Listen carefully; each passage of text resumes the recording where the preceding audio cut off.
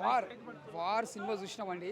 నిజంగా చెప్పాలంటే war movie NTR గారిది ఈ సినిమా చూస్తుంటే ఒక డిఫరెంట్ యాంగిల్ అనిపిస్తాడు ఎన్టీఆర్ గారు. మళ్ళీ ఒక విశ్వరూపం చూపించిండు.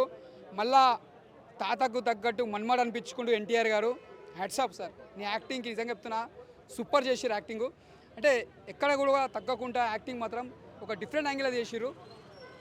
ఒక పాన్ ఇండియా మూవీ, ఒక ఇండియన్ మూవీ అన్నట్టు మనం ఒక ప్రౌడ్గా చెప్పుకుంటట్టు ఒక ఆడియన్స్కి, ఒక తెలుగు ఆడియన్స్కి, మన ఎన్టీఆర్ ఫ్యాన్స్ కానీ ఆల్ ఆఫ్ ఈ ఫ్యాన్స్కి చెప్పుకుంటట్టు ఒక చాలా బాగా తీసిరు సినిమా. సో ఎన్టీఆర్ గారి యాక్టింగ్, హృతిక్ రోషన్ గారి యాక్టింగ్లో ఎవరి యాక్టింగ్ మీకు బాగా నచ్చింది? ఎవరిది బాగా డామినేట్ చేసింది? అంటే ఇక్కడ నేను రితిక్ రోషన్ అంటే నాకు చాలా ఫేవరెట్. రితిక్ రోషన్ చాలా ఇష్టపడతా. నేను డ్యాన్స్ కానీ స్టైల్స్ కానీ రితిక్ రోషన్ గారు కూడా అంటే మనం ఇప్పటిదాకా చూసినట్టు కాదు, ఒక డిఫరెంట్ యాంగిల్ కనిపిస్తాడు. మనం చాలా రోజుల తర్వాత స్క్రీన్ మీద చూడలేమని మిస్ అయినాము. మళ్ళీ వాటి నుంచి మళ్ళీ మనకు కనిపించింది రితిక్ రోషన్ గారు.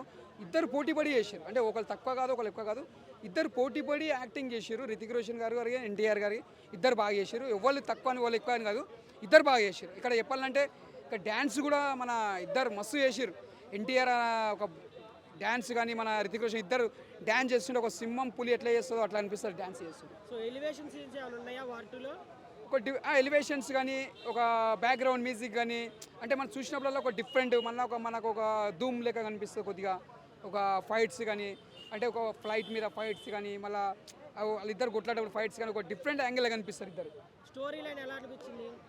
అంటే ఇప్పుడున్న జనరేషన్ స్టోరీ ఎలా ఉండాలో అలా చూపించింది. అంటే కొత్త స్టోరీ తీసుకొచ్చింది డైరెక్టర్ గారు. అంటే పాత స్టోరీ కాకుండా ఇప్పుడున్న జనరేషన్కి ఎలా ఉండాలో స్టోరీ అలా చూస్తే డిఫరెంట్గా చూపించింది. సో ఎన్టీఆర్